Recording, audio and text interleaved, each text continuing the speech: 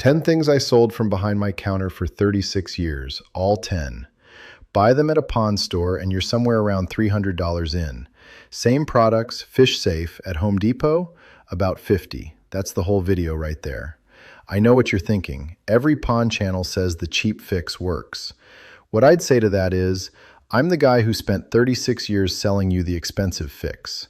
That's not a credential I'm proud of right now, but it's the only reason any of this is worth hearing. A few things on this list will save you $10 or $15 a season. One near the end saves you a few hundred on a single purchase. And one thing people pick up at Home Depot without a second thought, it can harm fish if you don't read the label first. We'll get there because that matters more than the money does. Spring, every year, the bacteria bottles come off the shelf. Pond starter bacteria, biological activator, $18, $25 a bottle. I sold hundreds of them. I watch people come back the next May and buy another one. Here's what beneficial bacteria actually is. It's the living film that grows on your filter media, your gravel, the inside walls of your filter housing. It's what breaks down fish waste, and it grows on any porous surface for free on its own. A new pond cycles on its own in 4 to 6 weeks. Adding a bottle in week 1 doesn't skip that. If you have an established pond nearby, grab a small handful of gravel from the bottom and drop it in your new filter housing. $0. That's your seed. A bottle has some value if you're stocking fish within the first week of a brand new build with no established source to borrow from. That's the one situation. Most people buying one in April for a pond they've had for 5 years aren't in it. I had a customer who came in every May without fail, bought a fresh bottle, said he liked to reboot the pond after winter. I sold it to him every time. Never told him the pond didn't need rebooting. I should have. If bacteria doesn't need to come from a bottle, it also doesn't need to sit on a $30 bag of specialty media to do its job. Bioballs, ceramic rings, sintered glass beads, all sold on surface area. More colonizable surface means more bacteria, means cleaner water. That part is true. What isn't true is that you need to pay premium prices to get it.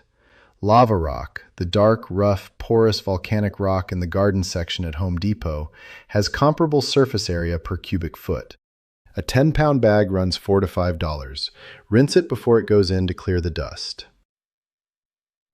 Once it's colonized, never rinse it with tap water. The chlorine kills the biology you just spent weeks building. Use pond water or dechlorinated water.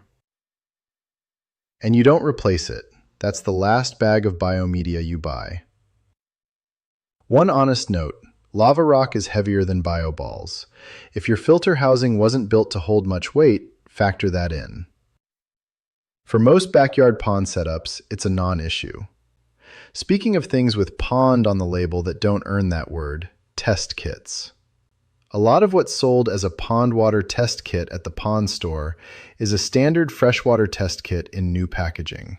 Same reagents, same chemistry, different box, different price. The API Freshwater Master Test Kit tests ammonia, nitrite, nitrate, and pH, everything that matters for a backyard pond. It's at most Home Depots or on their website. Liquid drop tests are more accurate than dip strips. Test weekly during warm months. Ammonia and nitrite can move fast in summer. Catching a spike early is the difference between a stressed fish and a dead one. I tested water at my counter for 36 years with the same chemistry that's in that kit. Same story behind those little white tubs labeled Pond pH Stabilizer or KH Booster or Alkalinity Up. Read the ingredients. On most of them, it's 2 words: sodium bicarbonate, baking soda. The markup is entirely the label. KH is your pond's built-in buffer. It keeps your pH stable. Low KH means pH swings, and pH swings stress fish. Baking soda fixes it at about $1 a pound. Here's how to use it safely. No more than half a pound per 1,000 gallons in a single addition. A fast pH shift stresses koi, especially in warm water when they're already working hard to breathe. Pre-dissolve it in a bucket of pond water first, then pour it slowly near a waterfall or pump return where it'll spread out. Wait 24 hours, test again, and repeat if needed.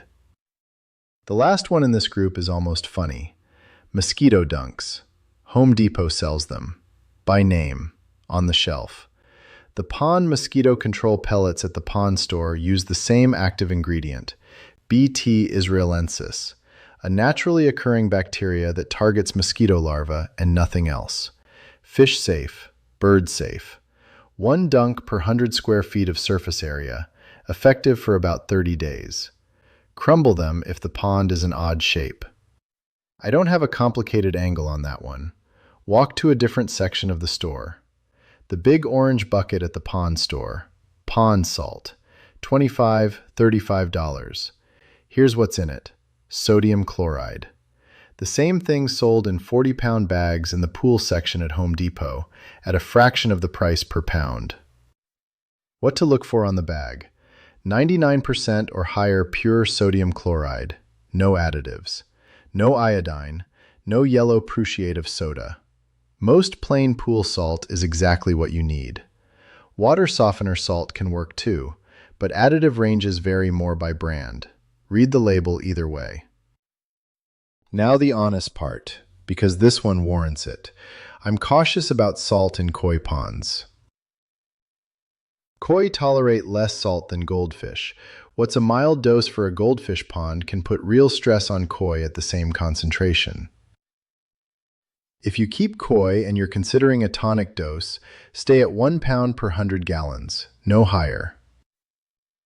If you have aquatic plants, water lilies, marginals, anything rooted in the pond, salt damages them. A planted pond and routine salt use don't go well together, and if you don't know specifically why you're adding it, don't add it. The savings is real, but the pond store said to add it every spring is not a reason. Most pond owners have spent real money on a pump and never thought twice about it. The sleek black submersible with pond in the name, $80, $100, $160. A few feet away in the utility section at Home Depot, a submersible sump pump that moves more water for less money, often with a longer warranty. The gap is the label. One thing to verify before you buy any utility pump: oil-free or permanently lubricated on the spec sheet. An oil-lubricated motor can leak into the pond. That's the only filter you need. Beyond that, size it to your pond volume. You want full turnover once per hour.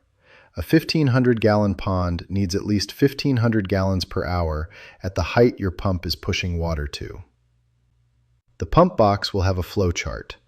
I had a customer who spent $140 on a branded pond pump rated at 1,800 gallons per hour. I knew there was a utility pump 6 feet away moving 2,200 gallons per hour for $65. I sold him the pond pump. That one sat with me for a while. Filter pads. This one's quick. The blue or gray foam sold as pond filter media, $15 to $25, with instructions to replace it every spring. Polyester fiber fill from the craft aisle does the same job. Inert, fish safe, cut it to fit. HVAC pre-filter material works the same way. Don't let it get so clogged that water starts moving around it instead of through it. If that happens, it's not filtering anything. Check your flow monthly in warm weather. Everything I've covered, the cheap alternatives, the exact amounts, what to look for on labels, it's all on one page in the free checklist. It's called the Crystal Clear Pond Checklist. It's linked in the description, and it won't cost you anything. You don't need to take notes. It's already written down. And if a retired pond man telling you the truth is worth something, the subscribe button is right there. Now, pond plumbing. Barbed fittings, unions, bulkhead connectors with pond safe on the packaging. $15, $22 per fitting at the pond store.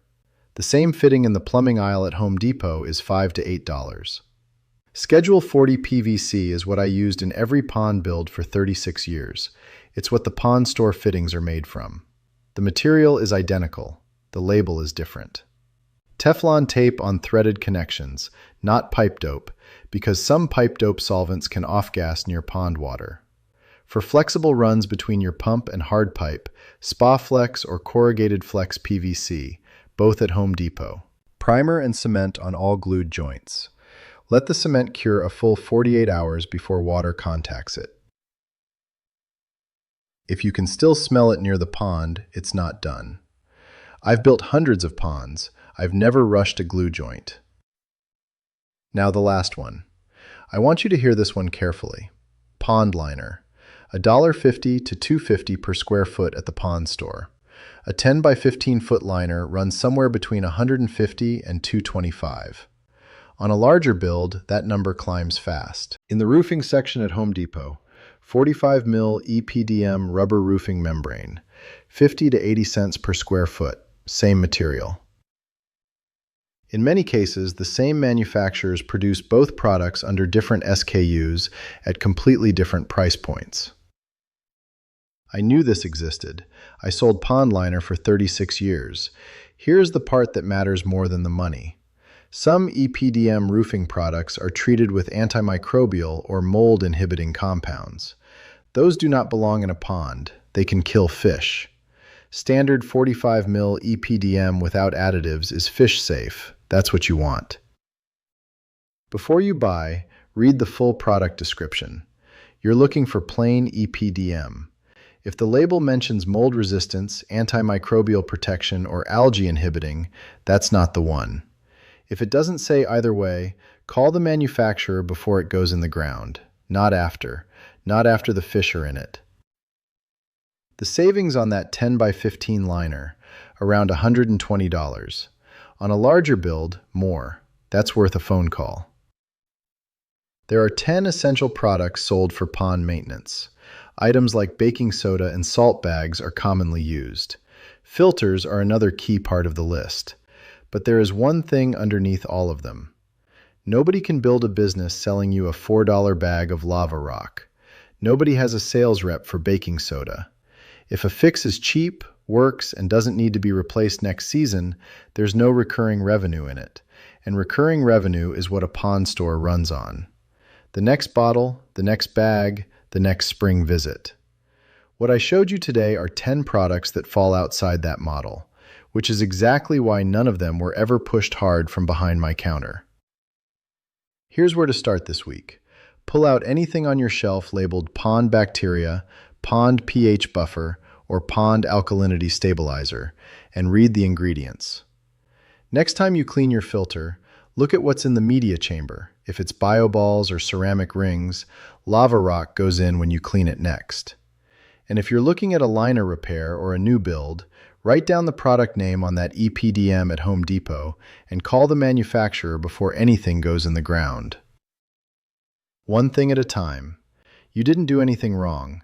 The information wasn't coming your direction, not from the store, not from the label, not from anyone with a reason to say it out loud. Pick one thing from this list. Start there. The cheap fix that works and lasts. That's the one nobody can make a living explaining to you. That's not cynicism, that's just how margin works. The things that actually hold up, that don't need a refill or a follow-up treatment, are the things that quietly never made it onto the shelf. Now you know where they are. The Crystal Clear Pond Checklist has everything from this video on one page: the Home Depot alternatives, the amounts per 1,000 gallons, the label flags for the pool salt and the EPDM. It's free, it's linked right below, and it's written the same way I talk. Print it out, keep it near the pond. It's the notes I should have been handing out from behind that counter for 36 years. I'm Walt. I'm finally on the right side of the counter. I'll see you at the next one. And if you want to know what's actually worth spending money on, the short list of pond products I still buy and why, that's what's coming next.